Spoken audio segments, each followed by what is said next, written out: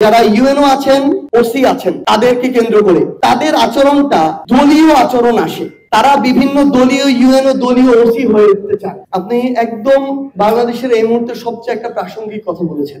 আমাদের জুলাইয়ের যারা রাজপথের যোদ্ধা ছিল, শহীদ পরিবাররা ছিল, তাদেরকে এখন হুমকি দেয়। হুমকি দেয় কারা? যারা ওই 24-এ আমাদের এই সহযোদ্ধাদের উপরে হামলা করেছিল, গুলি ছুঁড়েছিল।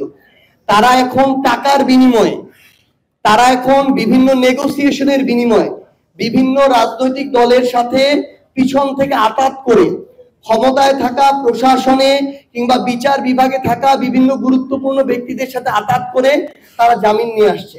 হাইকোর্টে একটার পর একটা জামিন হয়ে যায়, কারণ ওই হাইকোর্টে ওই আওয়ামী লীগের দোষর অনেক বিচারক এখন বসে আছে। সাউথ টাউনে হোক আপনার স্বপ্নের আবাসন, শতভাগ রেডি প্লট, সাথে সাথেই সাফ কাবলা রেজিস্ট্রি। বাংলাদেশের প্রত্যেকটা গুরুত্বপূর্ণ আদালতে আইনজীবী থেকে শুরু করে বিচারক পর্যায়ে এমন অনেকে আছে যারা সুযোগ পেলেই এই গুরুত্বপূর্ণ হত্যা মামলার আসামিদেরকে তারা জামিন দিয়ে দেয়। টাকার বিনিময় হচ্ছে, পলিটিক্যাল নেগোসিয়েশনের বিনিময় হচ্ছে।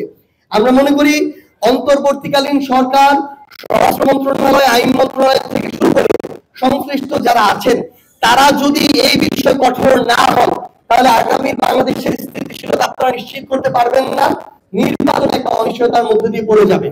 এই কথাটা দিয়ে আপনারা দয়া করে এই দিকে টানবেন না যে নির্বাচনের অনিশ্চয়তার কথা বলেছে, তার মানে এনসিপি বলে নির্বাচন পিছাইতে চায়।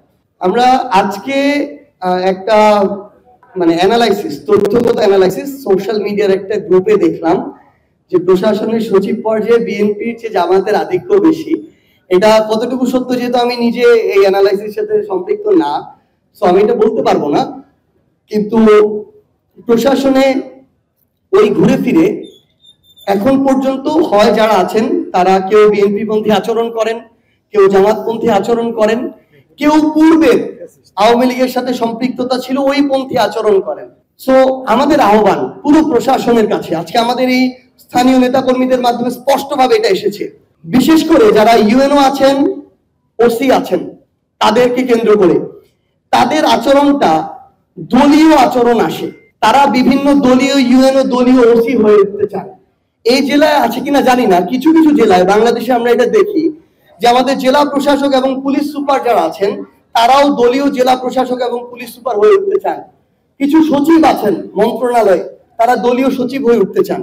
আমরা তাদেরকে স্পষ্ট করে বলি, এবার তারা অনেকটাই পার পেয়ে গিয়েছেন, কারণ এই অভ্যুত্থানের অভিজ্ঞতা বাংলাদেশের মানুষেরা আগে ছিল না এই পর্যায়ে।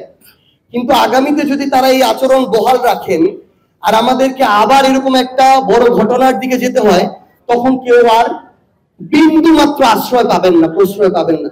আমি অনুরোধ করব আপনাদেরকে যে আপনারা দয়া করে দলীয় প্রশাসন না হয়ে উঠে আপনারা বাংলাদেশের হয়ে উঠুন, বাংলাদেশের মানুষের হয়ে উঠুন।